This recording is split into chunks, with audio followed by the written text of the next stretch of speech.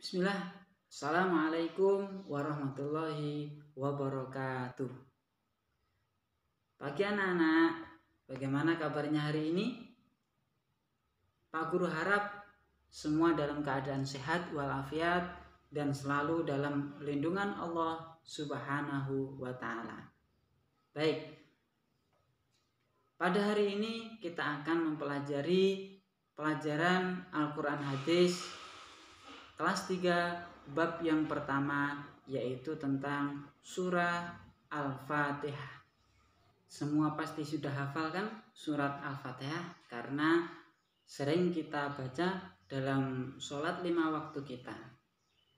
Sebelum kita mulai materi, marilah kita awali pelajaran pada pagi hari ini dengan bacaan basmalah bersama-sama. Bismillahirrahmanirrahim. Baik, surat Al-Fatihah yang kita pelajari pada hari ini yaitu tentang yang pertama adalah identitas surah Al-Fatihah. Kemudian yang kedua yaitu bacaan dan terjemah atau kandungan surat Al-Fatihah. Kemudian yang ketiga, cerita dan hikmah dari surat Al-Fatihah. Nah, sekarang kita bahas satu persatu ya. Yang pertama yaitu identitas surah Al-Fatihah. Surat Al-Fatihah artinya adalah pembukaan atau pembuka. Maksudnya surat Al-Fatihah ini adalah pembuka dari surat-surat yang lain yang ada di dalam Al-Quran. Dan surat Al-Fatihah merupakan urutan surat yang pertama di dalam Al-Quran. Nah, sekarang anak-anak jawab, surat apa setelah surat Al-Fatihah? Iya, benar. Surat yang kedua setelah surat Al-Fatihah yaitu adalah surah Al-Baqarah ya. Mungkin ada yang belum tahu, nanti bisa dibuka kembali di dalam Al-Quran surat yang kedua yaitu surah Al-Baqarah. Surat Al-Fatihah terdiri dari 7 ayat dan termasuk golongan surat Makkiyah. Kenapa termasuk surat Makkiyah anak-anak? Iya benar, karena surat Al-Fatihah itu diturunkan di kota Makkah atau sebelum Nabi Muhammad SAW itu hijrah ke kota Madinah. Surat Al-Fatihah yang kita baca minimal 17 kali dalam sehari semalam, yaitu saat kita melaksanakan sholat 5 waktu. Selanjutnya adalah nama lain dari surat Al-Fatihah, yaitu yang pertama adalah Ummul Quran atau juga disebut Ummul Kitab, yang artinya induk Al-Quran atau induk Alkitab. Yang dimaksud Ummul Quran karena surat Al-Fatihah itu mengandung seluruh isi di dalam Al-Quran. Kemudian yang kedua, nama lain dari surat Al-Fatihah yaitu As-Sab'ul Masani, yang artinya adalah 7 ayat yang diulang-ulang. Karena apa? Karena selalu dibaca di dalam sholat pada setiap rakaat. Selanjutnya, pembahasan yang kedua yaitu tentang bacaan dan terjemahan dari surat Al-Fatihah. Mulai dari ayat yang pertama yang berbunyi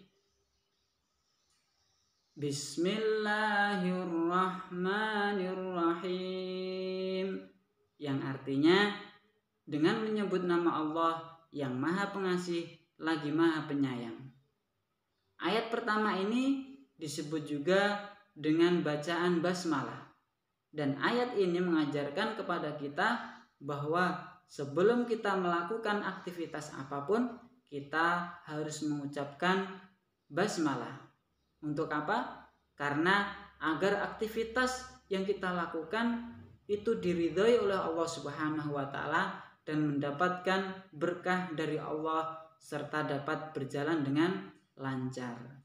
Selanjutnya ayat yang kedua berbunyi Alhamdulillahi Rabbil Alamin, yang artinya segala puji bagi Allah Tuhan semesta alam. Ayat kedua pada surah Al-Fatihah disebut juga bacaan hamdalah atau pujian kepada Allah Subhanahu wa taala. Ayat kedua ini mengajarkan kepada kita bahwa kita harus selalu bersyukur atas nikmatnya yang diberikan Allah Subhanahu wa taala kepada kita. Kemudian ayat yang ketiga berbunyi Ar-Rahmanir Rahim, artinya Maha Pengasih lagi Maha Penyayang.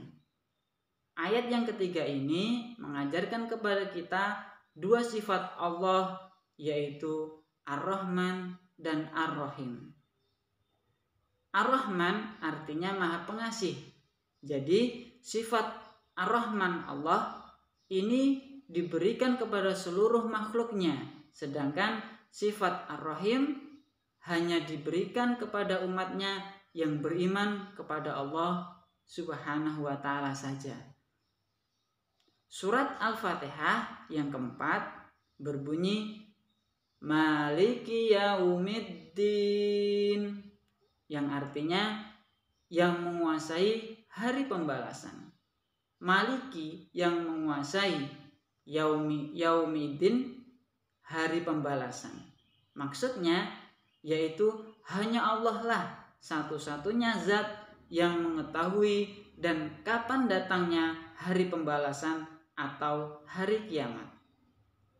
Surat Al-Fatihah yang kelima berbunyi Iyyaka na'budu wa iyyaka nasta'in, yang artinya hanya Engkaulah yang kami sembah dan hanya kepada Engkaulah kami meminta pertolongan.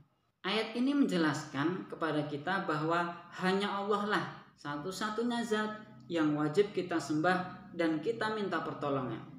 Kita tidak boleh menyembah selain Allah Subhanahu wa taala. Jika itu terjadi, berarti kita sudah melakukan dosa besar. Apa dosa besar itu? Yaitu kita sudah melakukan syirik kepada Allah Subhanahu wa taala. Ayat yang keenam yaitu Ihdinas siratal mustaqim, artinya tunjukilah kami jalan yang lurus. Setiap kali berdoa, jangan lupa selalu memohon agar diberikan petunjuk jalan yang lurus dari Allah Subhanahu wa taala.